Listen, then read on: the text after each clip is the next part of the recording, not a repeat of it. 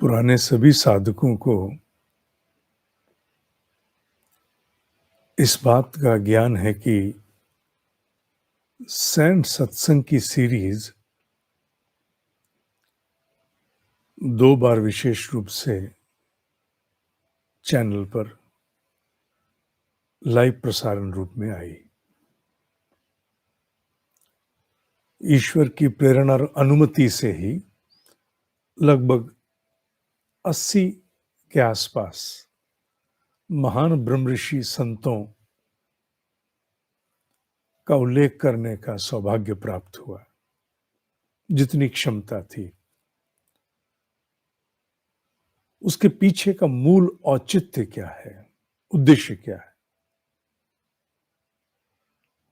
इस पर पूर्व में भी एक सत्संग में मैंने एक उल्लेख किया था, पर आवश्यक है कि इन दिनों चल रहे वैचारिक प्रवाह में भी इसका उल्लेख किया जाए।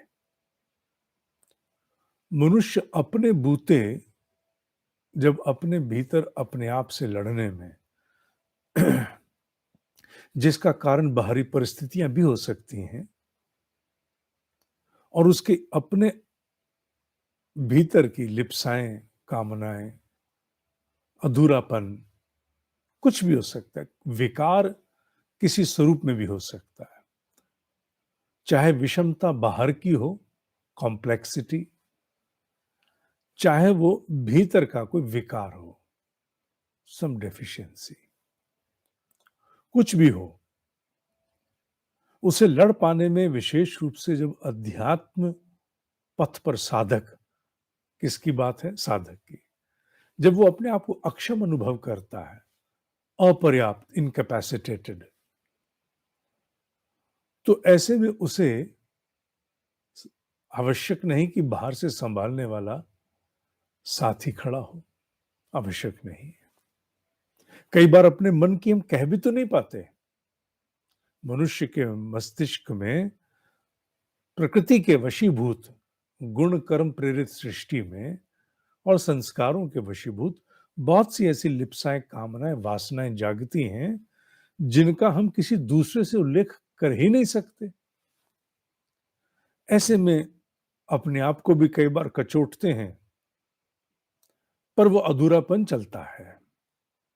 मन बड़ा खंडित भी होता है, जिससे कहा ना जाए किसी से, और भीतर वो अनुभव होकर जीना पड़ता है किसी साधक को, दूसरे ना दूसरे। ऐसी अवस्था में अन्य ब्रह्म ऋषियों के जीवन परिचय का उल्लेख मनुष्य को संभालने में, मनुष्य को उठाने में, मनुष्य के भीतर के अधूरेपन के चलते हुए उस घटनाक्रम में बहुत बड़े आधार का, जिसे अंग्रेजी में कहते हैं हैंड होल्डिंग, उसका एक स्रोत बनता है, साधन बनता है। उस समय जो हैंड होल्डिंग चाहिए, पकड़ कर उठा के आगे चलाने के लिए, ठीक है, संस्कार की जड़ें लंबी हैं, प्रकृति का प्रभाव है, एकदम नहीं जाएगा, धीरे धीरे धीरे धीरे वो फीका होगा, शैल बिकम ऑब्लिटरेटेड, पर बहुत धीरे, एकदम से नहीं। तप से तो जल्दी भी हो जाता है, पर सामान्य जीवन जीते हुए यकायक ये लिप्साएं थोड़ी जाती हैं। और ऐसे में व्यक्ति खंडित हो तो अधूरेपन में साधना भी पूरे मन से नहीं हो पाती। इन ब्रह्म ऋषियों के जीवन परिचय का उल्लेख एक ऐसी सकारात्मक ऊर्जा को मनुष्य तक प्रसारित करता है कि साधक भीतर संभलने लगता है। और ये सत्य है, जिस किसी भी ब्रह्म ऋषि का उल्लेख सुनते हुए हम उनके विषय में जानने लगते हैं, उनके चित्र को भी अगर देख पाए तो ठीक, नहीं देख पाए तो भी ठीक, जानने लगते हैं। उनकी चेतना तो कभी नष्ट नहीं होती, उनकी ऊर्जा कभी नष्ट नहीं होती, चेतना तो किसी की भी नष्ट नहीं होती, पर वो तो अपनी चेतन सत्ता को प्रकृति के नियमों से ऊपर ले जाते हैं, जहां वो अपनी अवस्था बनाए रख सकते हैं। सामान्य मनुष्य हम जैसा तो जन्म मरण के चक्र में है, मुक्त नहीं है। वो मुक्त है, उनकी सत्ता इसीलिए स्वतंत्र स्वयंभू अपने आप में अवस्थित है, और उनके द्वारा छोड़ी गई समस्त ऊर्जा जो उन्होंने उस जीवन काल में छोड़ी, अथवा तब भी जब वो होंगे, जो भी वो उस समय प्रसारित कर रहे होंगे भाव रूप, वो सब भी मिलकर साधक को उस समय प्राप्त होता है।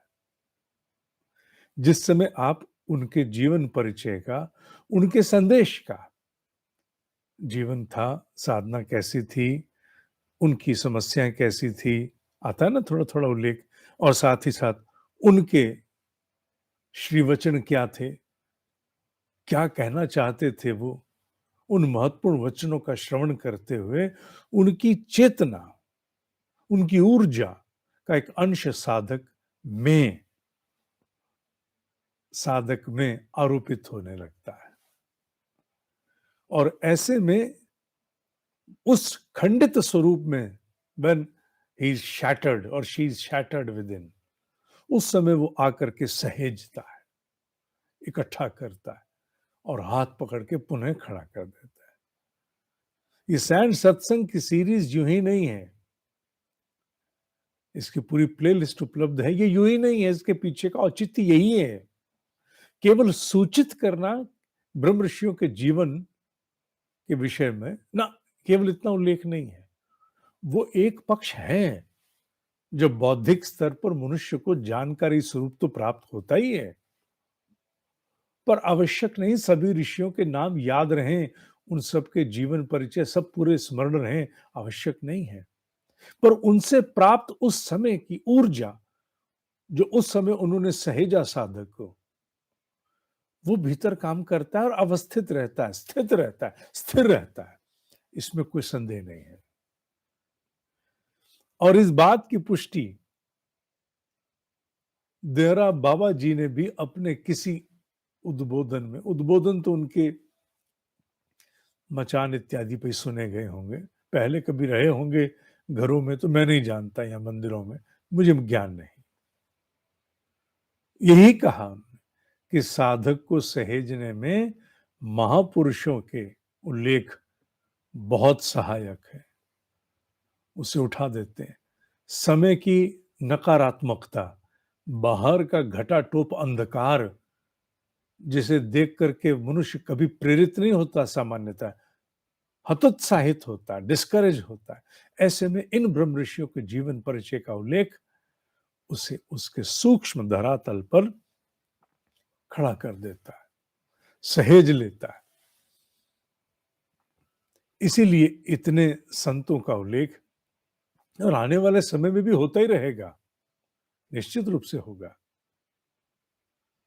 कहीं अचानक भी कोई किसी संत के जीवन परिचय पर ठिठक कर भी पहुंच जाए, अचानक, ऑल ऑफ अ सडन, बिना सोचे कुछ सर्च कर रहे थे, कर तो रहे थे यूं ही सर्च, कैसे, यूं ही निरुद्देश्य, पर आ गए एकदम से एक वीडियो सामने किसी संत के जीवन परिचय की, और सुनने लगे, और उसने अपना काम करना आरंभ कर दिया, क्योंकि वो शक्तिशाली अस्तित्व है। सामान्य व्यक्ति का अस्तित्व किसी फिल्मी कलाकार के जीवन में होने वाली घटनाएं, घटनाक्रम, शादी ब्याह, उनके जीवन के अफेयर्स, उनके कपड़े, घूमना, ये बड़ा आकर्षित करते हैं। मैं जैसे ही न्यूज, गूगल न्यूज देखता हूं, मैं सामान्यतः ऑनलाइन जाता हूं, तो बड़ा उल्लेख उनका सामने ना चाहते हुए भी दिखता है। क्यों दिखता है? परोसा वही जाता है जो मन भाता है, वरना परोसने वाले परोसेंगे क्यों? Why would they publish? क्योंकि इसकी लार्ज ऑडियंस है जो जानना चाहती है उनके जीवन में क्या हुआ, कहाँ गए, क्या क्या हुआ इत्यादि, इसीलिए उसके उल्लेख होते हैं। उसी प्रकार मनुष्य विशेष रूप साधक भाव में जब इन संतों के संपर्क में, इनके जीवन परिचय के वृतांत स्वरूप आता है, तो ना चाहते और अनजाने स्वरूप में उसके सूक्ष्म संरचना में बहुत बड़ा परिवर्तन होने लगता है। एक संचार होता है सकारात्मक दिव्य उस तपस्वी की ऊर्जा का, उसके जीवन के तप का एक अंश उस साधक में भी प्रवाहित होता है। चूंकि वो सूक्ष्म है, इसलिए वो एक बूंद भी इतना काम करती है जो पूरे क्षेत्र को प्रभावित कर दे। वो थोड़ा सा भी पर्याप्त होता है। इसलिए जब जब भी तुम्हें ऐसा कभी लगे, खंडित स्वरूप, मन कहीं नहीं लग रहा, ध्यान में भी नहीं लग रहा, पूजा में माला उठाने का मन नहीं है, किसी संत के जीवन परिचय को सैंड सत्संग अथवा कहीं वैसे भी किसी ने भी दिया हो परिचय, सुनना आरंभ कर दो। तुम संभलना आरंभ हो जाओगे, क्योंकि तुम उस समय अकेले अब नहीं हो। अब तुम और तुम्हारे दिमाग के अधूरेपन, अंतःकरण का अधूरापन अकेला नहीं, अब कोई साथ है सहेजने वाला। उंगली पकड़ ली किसी ने, करके देखना, करके देखना। कम से कम इतना तो अवश्य है कि अगर किसी ने अच्छी तरह से देख लिया, तो उस दिन ही नहीं, आने वाले कुछ दिन भी संभव है कि उस ब्रह्म ऋषि की चेतना में ही वो अपने भीतर रमण करता रहे। बाद में तो जीवन की आपाधापी अन्य विषय उसको विस्मृत कर देंगे।